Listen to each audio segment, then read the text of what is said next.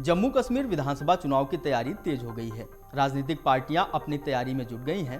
राजनीतिक पार्टी और उम्मीदवार अपनी अपनी सीटों पर चुनावी ताल ठोक रहे हैं। इसी में एक ऐसी सीट है जिस सीट से महबूबा मुफ्ती की बेटी भी ताल ठोक रही है। ये हाई प्रोफाइल सीट बिजबेहरा है। इस सीट को हाई प्रोफाइल इसलिए कहा जा रहा है क्योंकि राज्य को एक ही परिवार के 2 मुख्यमंत्री इस सीट से मिल चुके हैं। इस सीट पर अब परिवार की तीसरी पीढ़ी की बेटी दावेदारी करने जा रही है। ऐसे में सबसे बड़ा सवाल यही है कि क्या महबूबा मुफ्ती की बेटी इल्तिजा पुश्तैनी किला बचा पाएंगी या फिर नहीं। आपको बता दें कि इल्तिजा ने राजनीति में नई एंट्री ली है, इसलिए उनके पॉलिटिकल डेब्यू के लिए मुफ्ती परिवार ने बिजबेहरा सीट को सेफ समझा और उन्हें यहां से चुनाव लड़ाने का फैसला लिया। इल्तिजा मुफ्ती लगातार चुनावी रैलियां कर रही हैं। उन्होंने कहा कि मैं आपकी बेटी हूं, बाकी सियासतदानों के जैसे नहीं हूं। मैं पार्टी की शुक्रगुजार हूं कि मुझे बिजबेहरा से चुनाव लड़ने का मौका मिला। इस सीट से मुफ्ती सईद साहब और महबूबा मुफ्ती जी ने सियासत शुरू की। बीते 25 सालों से हमारी पार्टी सेवा कर रही है। मुझे मालूम है कि आप लोग मुझे नहीं जानते ना पहचानते हैं, लेकिन ये यकीन है कि आप लोगों ने चाहा तो मैं जरूर जीत कर जाऊंगी।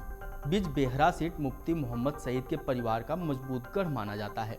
यहाँ 1967 से लेकर 9 बार विधानसभा चुनाव और उपचुनाव हुए हैं, जिसमें से 6 बार मुफ्ती परिवार और पीडीपी के कैंडिडेट ने जीत हासिल की है, जबकि 1996 के बाद से इस सीट पर सिर्फ पीडीपी को ही जीत मिली है। आपको बता दें कि इस सीट से मुफ्ती मोहम्मद सईद और महबूबा मुफ्ती भी जीते थे और जम्मू कश्मीर के मुख्यमंत्री की कुर्सी पर बैठे थे।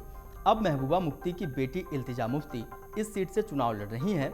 इस सीट पर लंबे समय से पीडीपी जीतते हुए आ रही है, इसलिए इल्तिजा के लिए ये सीट आसान मानी जा रही है। लेकिन बिजबेहरा से इल्तिजा के खिलाफ नेशनल कॉन्फ्रेंस ने बशीर अहमद शाह को उम्मीदवार बना दिया है, जबकि भाजपा ने सोफी यूसुफ को टिकट दिया है।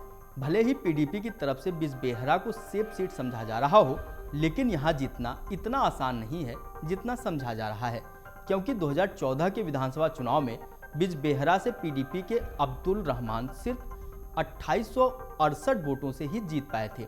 तब उनके खिलाफ भी नेशनल कॉन्फ्रेंस ने बशीर अहमद शाह को उतारा था। वहीं 2024 के लोकसभा चुनाव के दौरान खुद महबूबा मुफ्ती अनंतनाग सीट से हार गई थी। बिजबेहरा सीट भी अनंतनाग संसदीय क्षेत्र में आती है। राजनीतिक जानकारों की माने तो बिजबेहरा सीट पर पीडीपी और नेशनल कॉन्फ्रेंस के बीच कड़ा मुकाबला देखने को मिल सकता है।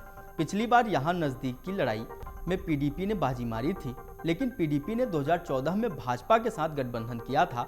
इसका उसे खामियाजा उठाना पड़ सकता है, लेकिन पुरानी सीट होने के चलते इल्तिजा को यहाँ से थोड़ा फायदा मिल सकता है। अगर आप ये वीडियो YouTube पर देख रहे हैं तो हमारे चैनल को सब्सक्राइब करें और बेल आइकन को दबाना ना भूलें। अगर आप Facebook पर ये वीडियो देख रहे हैं तो हमारे पेज को लाइक करें।